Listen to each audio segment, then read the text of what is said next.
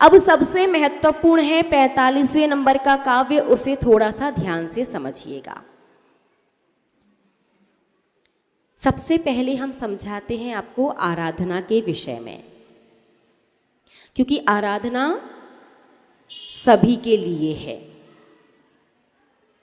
45वें number के काव्य को पढ़ते तो सभी श्रावक है, अधिकांश श्रावक या तो 45 या 48 या बहुत सारे लोग तो पूरी एक माला भी लगा लेते हैं, लेकिन जो फल मिलना चाहिए, जो प्रभाव जीवन में आना चाहिए, वो कहीं भी दिखाई नहीं देता।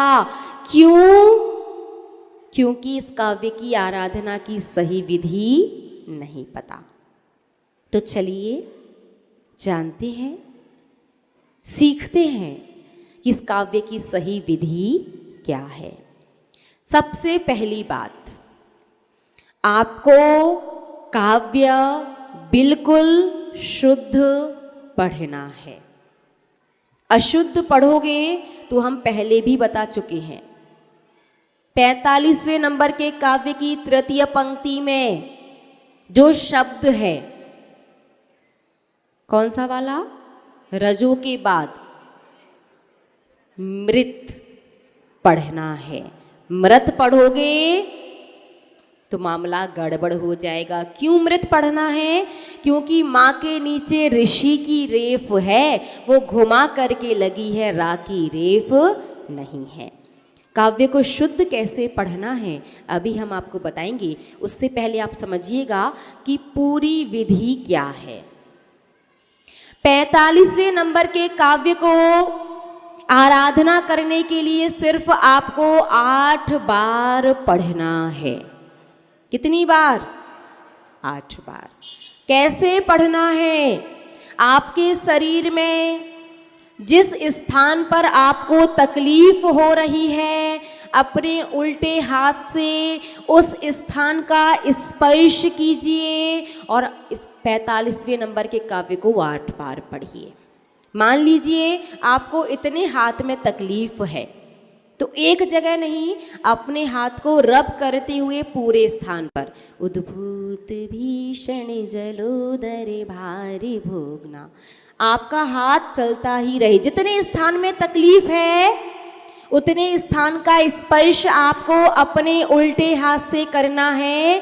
45वें नंबर के काव्य को 8 बार पढ़ना है। आपसे बैठते नहीं बन रहा, आप लेटे लेटे पढ़ सकते हैं। आप चेयर पर बैठ करके, बिस्तर में लेट करके, सोफा के ऊपर बैठ करके, जैसी भी आपकी अनुकूलता है उस प्रकार से 45वें नंबर के काव्य को पढ़ सकते हैं। हमें याद है जब सन 2021 और 22 की शीतकालीन वासना, 21 और 22 हम इसलिए कह रहे हैं, 21 का दिसंबर और 22 की जनवरी, सन 2021 और 22 की शीतकालीन वासना अजमेर में चल रही थी।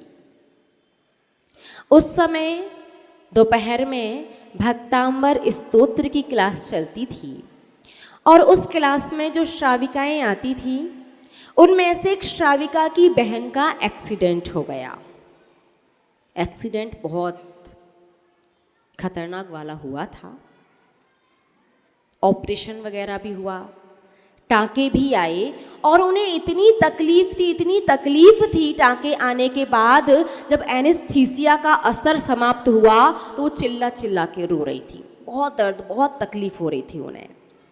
वो श्राविका आर्यिका संघ के पास आई और आकर के उन्हें पूज्य बड़ी माता जी से कहा, माता जी इस प्रकार से मेरी बहन उस जगह पर रहती हैं, उनका एक्सीडेंट हो गया है, बहुत तकलीफ है, क्या करें? पूज्य माता जी ने कहा, उन्हें आप शुद्ध भक्तांबर स्तोत्र का 45वें नंबर का काव्य सिखा दीजिए। उनसे कहिए वो उल्टे हाथ का स्पर्श करें जहाँ पर उन्हें तकलीफ हो रही है और उस काव्य को 8 बार पढ़ें।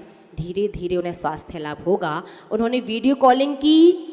वीडियो कॉलिंग पर अपनी बहन को 45वें नंबर का काव्य इस पेपर से शुद्ध फोटोकॉपी, उसका फोटो खींच करके भी भेजा, शुद्ध सिखाया। उनकी बहनें जैसे उल्टे हाथ का स्पर्श करके 8 बार पढ़ा।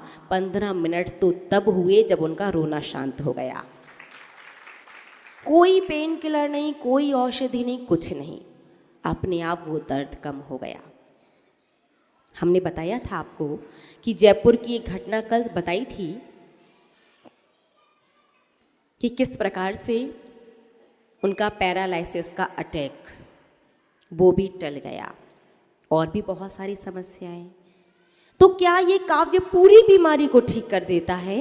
मतलब कर्म सिद्धांत कोई मायने नहीं रखता क्या? नहीं, कर्म सिद्धांत मायने रखता है। तो फिर क्या होगा? जब आप 8 बार इस काव्य को पढ़ेंगे तो काफ़ी हद तक आपकी समस्या, आपका दर्द, आपकी बीमारी कम हो जाएगी। जब तकलीफ़ कम हो जाए उसके बाद डॉक्टर के पास जा कर के आप अपना ट्रीटमेंट करवाएंगे और बहुत जल्दी आपको स्वास्थ्य लाभ होगा। लेकिन एक बात का ध्यान रखना है, काव्य शुद्ध पढ़ना है और उल्टे हाथ से जहाँ तकलीफ़ है, मस्तक में तकलीफ़ है, मस्तक पर रखिए।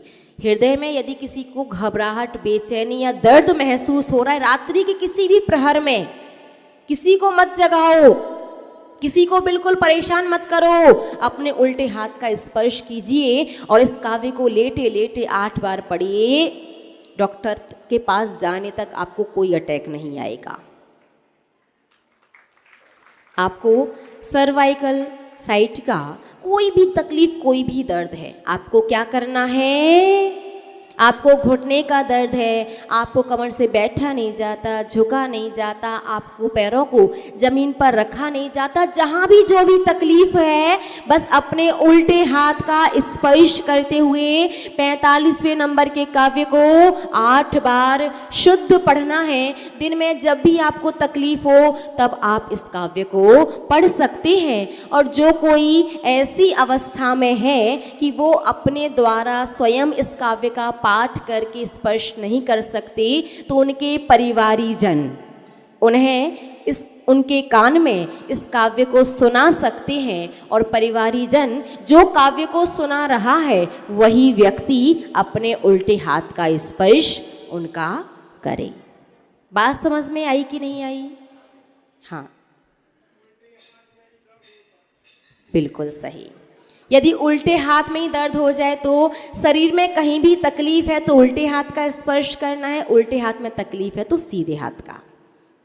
ठीक है, चलिएगा तो शुद्ध कैसे पढ़ना है सीखते हैं।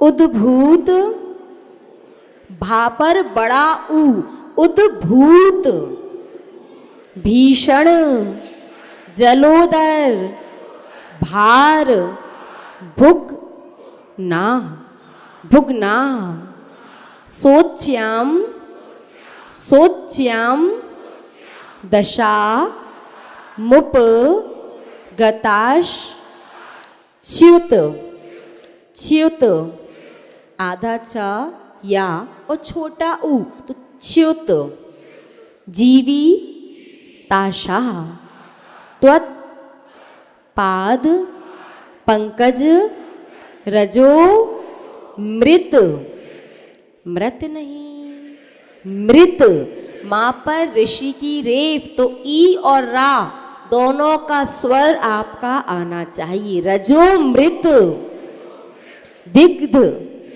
देहा, मर्त्या, भवंती, मक, रद, ध्वज, तुल्य, रूपा। समझ में ना? मक, रद, ध्वज।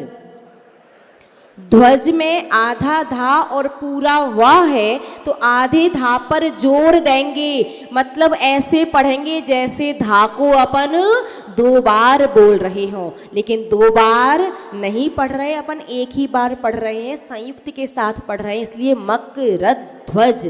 कैसे? मक, रद, ध्वज। ठीक है ना? समझ में आया? एक बार पढ़ते हैं। उद्भूत भी नहीं, अरे पहले हम पढ़ेंगे, अच्छे से सुनो, फिर आप लोग। उद्भूत भीषण जलोदर भारे भुग्नाः।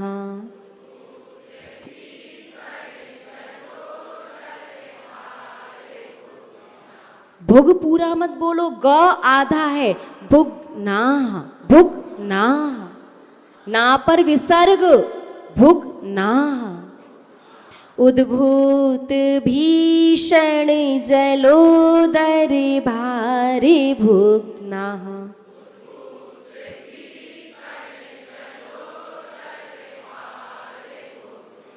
शोच्यां दशामुपि गताश्च्युति जीविताशा।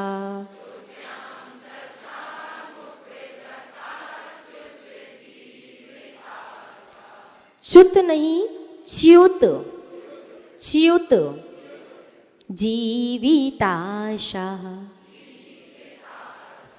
त्वत्पादे पंकज रजो मृति दिग्ध देहा।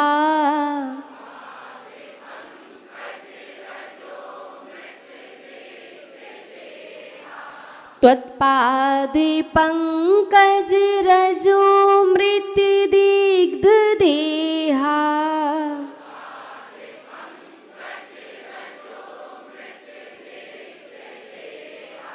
मर्त्या भवन्ति मकरध्वज तुल्यरूपाः।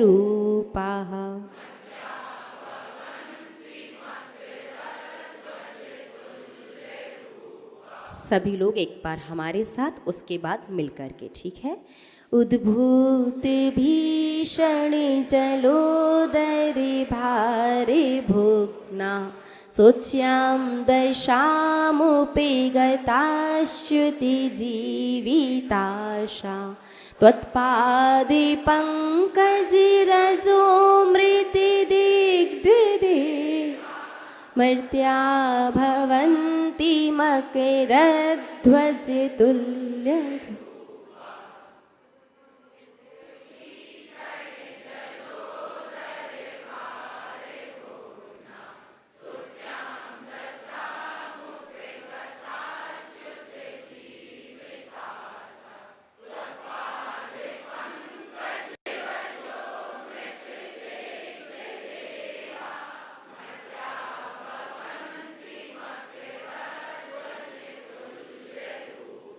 एक बार हम पुनः रिपीट कर देते हैं।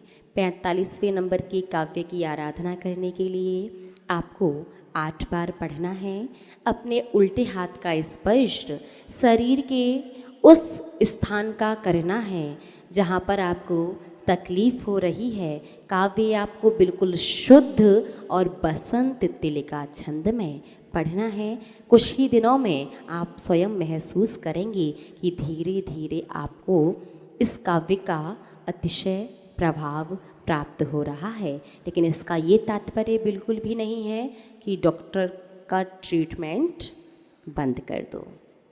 पूर्वकृत कर्म का उदय है, वो भी चलते रहने देना है। साथ में ये भी करना है तो औषधि लाभ जल्दी होगा। लाइफ टाइम तक आपको औषधि नहीं खानी पड़ेगी और ऐसी कोई रोग बीमारी नहीं होगी कि जिसकी वजह से उम्र आयु कर्म पूरा होने से पहले मृत्यु हो।